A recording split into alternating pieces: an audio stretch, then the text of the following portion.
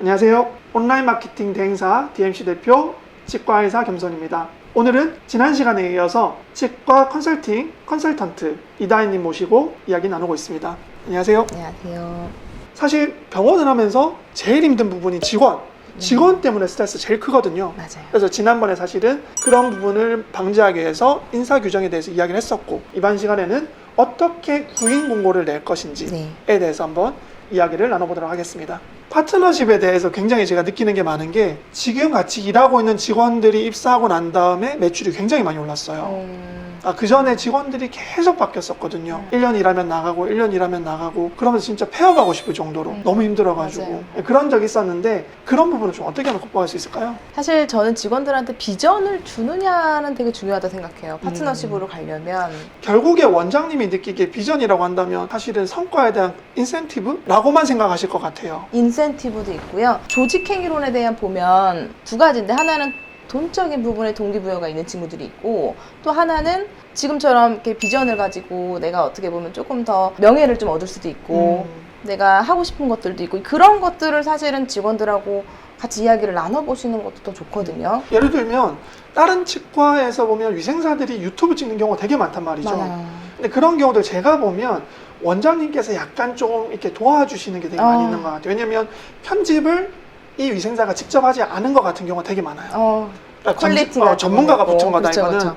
근데 그거는 위생사가 직접 편집자에게 급여를 주면서 하진 않았을 거고, 원장님께서 우리 치과 영상을 편집하는 편집자에게 이 직원의 영상도 좀 편집해줘라. 그게 파트너십 아닐까요? 그런데 문제는 그렇게 하고 싶어도 그렇게 할 수 있는 위생사 직원이 없다. 저만 해도 만약에 저희 직원 중에서 누군가가 그런 의도가 있다면 당연히 전 해줄 수 있죠. 그런데 대부분은 뭐 이렇게 내 얼굴이 공개가 된다든지 뭐 SNS상에서 뭐 이렇게 하는 거에 대해서 굉장히 부담을 느끼더라는 거죠. 직원들이 혹시 얌전한가요? 좀 내성적인 좀 직원들이 많은 것 같아요. 좀 조용조용한. 그래서 그런 것 같아요. 원장님들이 자기랑 비슷한 성향을 뽑는 것 같아요. 아, 원장님 내성적이세요? 되게 굉장히 내성적입니다.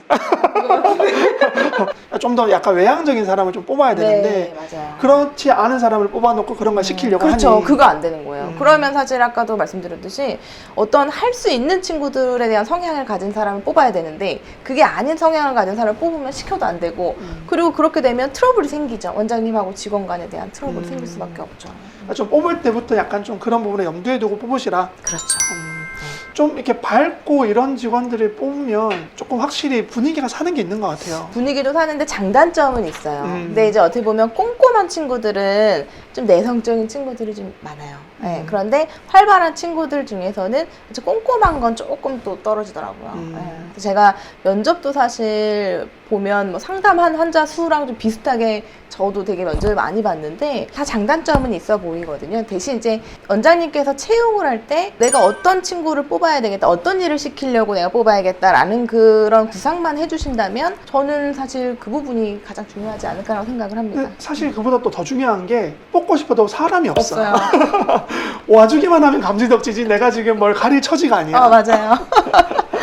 그래서 저는 공고 올릴 때도 되게 중요하다 생각하거든요. 이 부분 되게 중요한 포인트 같네요. 채용 공고 올릴 때 되게 중요한 게, 직원들이 원하는 것들은 어쨌든 있어요. 연차를 또 많이 주는 곳, 뭐 휴가 있는 곳, 내가 시간이 조금 단축해서 할 수 있는 거, 야간 진료 없는 거, 사실 다 편한 거밖에 없어요. 근데 그거를 다 맞춰줄 수 없어요. 왜냐하면 내가 병원을 차려서 내 병원을 어떤 위주로 뭐 시간도 이 정도 해야 되고, 나는 어떻게 좀 이런 방향으로 가야 되고 구상도 해야 되고 했는데, 그거를 다 직원을 맞춰줄 수 없거든요. 대신 원장님이 직원들하고 같이 좀 움직일 수 있고, 그리고 내가 직원들이 할 수 있는 것들을 또 보듬어 줄 수 있고, 아까 유튜브 하셨던 그런 분들처럼 서포트를 해줄 수 있다라는 내용들을 저는 좀 많이 쓰는 편이에요. 예, 원장님이 도와줄 거다, 우리 원장님이 해줄 것이다, 우리 원장님은 이런 사람이다 라는 내용들을 되게 많이 쓰고 있는데, 저는 그러면 그런 친구들이 온다고 봐요. 네. 그러니까 구인 공고가 되게 중요하다는 부분에 공감이 많이 되고요. 결국에는 우리가 선택을 하는 것 같지만 사실 어떻게 보면 선택이 받는 입장이거든요. 맞아요. 지금 그런데 선택을 받으려면 그만큼 매력 어필을 해야 되는 거죠, 직원한테도. 그렇죠. 근데 원장님들의 또 생각이 직원들은 돈에만 동기부여가 되어 있다 네, 라고 생각할 수 맞아요. 있는데 또 이제 돈 외적인 부분에서도 충분히 동기부여되는 부분이 많으니 그런 부분들을 직원들에게 적극적으로 어필해라. 그렇죠. 공고에서. 니즈는 다 다를 거라 생각해요. 누구는 돈이 될 수도 있고, 누구는 편안하게 일을 하고 싶을 수도 있고, 근데 누구는 자신의 비전과 자기의 성장을 꿈꾸는 치과를 찾는 사람들도 있어요. 근데 저희가 너무 급하다고, 너무 성급하게 뽑고 하잖아요. 그래서 제가 항상 말씀드리는 게 급할수록 돌아가라라고 말씀을 드리는 게 내가 만약에 면접을 봤을 때 마음에 안 든 것 같아. 난 최선을 다해서 물어보고 내가 얘한테 맞춰서 해봤지만 얘는 아닌 것 같아 이러면 뽑으시면 안 되는 거예요. 네, 뽑았다가 계속 트러블 또 생길 수밖에 없는 거죠. 정말 신중하게 뽑아야 되고 내 병원에 잘 맞는 사람, 나와 또 원장님하고 잘 맞는 사람 이런 사람들을 좀 채용을 하는 게 중요하다고 생각을 합니다. 제 경우는 그래서 아르바이트를 계속 버텨버려요.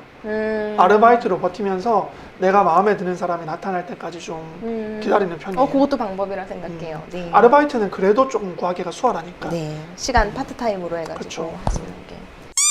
이번 영상에서는 어떻게 하면 좋은 직원을 뽑을 수 있는지 구인에 대해서 이야기를 했습니다. 다음 영상에서는 어떻게 하면 환자들이 우리 병원을 좋은 병원이라고 여길 수 있는지, 그렇게 만들 수 있는지에 대해서 이야기를 해보도록 하겠습니다. 오늘 영상 여기까지입니다.